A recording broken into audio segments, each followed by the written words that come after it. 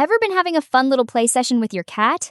Everything's cute. They're rolling around, eyes bright, and then bam, they chomp your hand.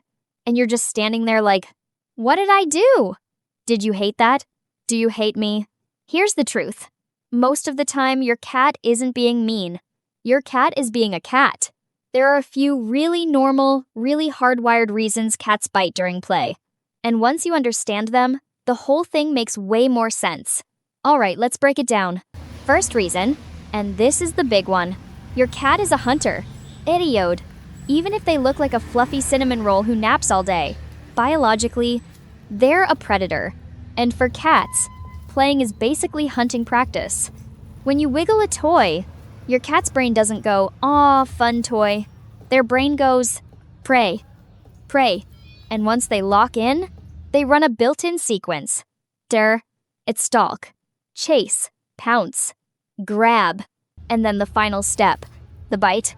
That last bite is like the period at the end of the sentence. It completes the hunt. In the wild, it's how they finish the job. In your living room, it's how they finish the game. And here's where people get unlucky. If the session ends while your cat is still in hunt mode, and the closest moving target is your hand becomes the prey that lets them complete the pattern. So yeah, sometimes you get bit. Not because your cat snapped, but because your cat was trying to finish the hunt. Second reason, some cats never learned bite control as kittens. Normally, kittens learn boundaries from their mom and litter mates. They wrestle, they bite, they get too rough. And the other kitten yelps, swats them, or walks away. And the kitten learns a simple rule. If I bite too hard, the fun stops. But kittens who were separated too early, or raised alone without another cat to play with, often don't get that lesson. They don't realize human skin is way more fragile than a furry cat sibling. So when they get excited, they bite like they're playing with another cat, except you're not covered in fur, and you don't have a built-in tolerance for razor teeth. It's not evil. It's not personal. It's just poor bite calibration. Third reason, overstimulation. Your cat gets overloaded. This is the classic one. You're petting them. They're purring. They look relaxed. So you keep going. And then out of nowhere, chomp! What happened is your cat hit their limit. Cats can get overstimulated fast. Some cats love petting for 30 seconds. Some cats only tolerate 5 to 10 seconds before it starts feeling annoying or even painful. And certain spots can be extra sensitive. The lower back, the base of the tail, the belly.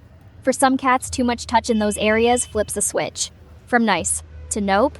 When a cat bites from overstimulation, it usually isn't aggression. It's more like a really urgent message. Stop. That's enough. They don't have a polite way to tap you on the shoulder and say, hey, I'm done now. So they use the method that works. Fourth reason, frustration. Your cat gets amped up, but never gets the catch. This comes up a lot with things like laser pointers. Your cat goes full rocket mode. Eyes huge. Body low. Sprinting, sliding, jumping. Completely locked in. But the problem is, there's no actual catch. No grab. No bite. No finish. For some cats, that's frustrating.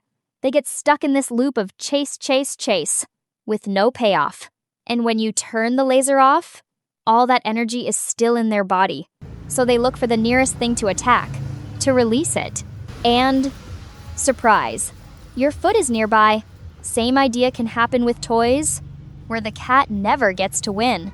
Not every cat reacts this way, but if your cat tends to bite you right after high-intensity play, frustration is a real possibility.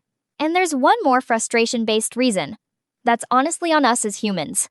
If you use your hands or feet as the toy, when your cat is little, it seems adorable when they grab your fingers.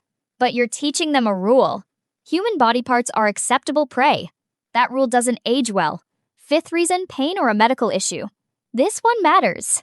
Because if your cat used to be gentle and suddenly starts biting more, especially when you touch a specific area, you have to consider discomfort. Dental pain, joint pain, old injuries. Those can make normal touch feel bad.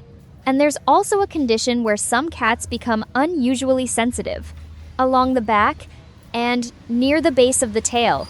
Even light touch can trigger a big reaction. Twitching, sudden, zooming, biting. I'm not diagnosing your cat through a screen. I'm just saying, If the biting is new and tense, or clearly tied to one spot on their body, pain needs to be on your radar. Now, here's the part most owners miss. Most cats don't bite out of nowhere. They usually warn you first. They'll start tail flicking. Their ears rotate back.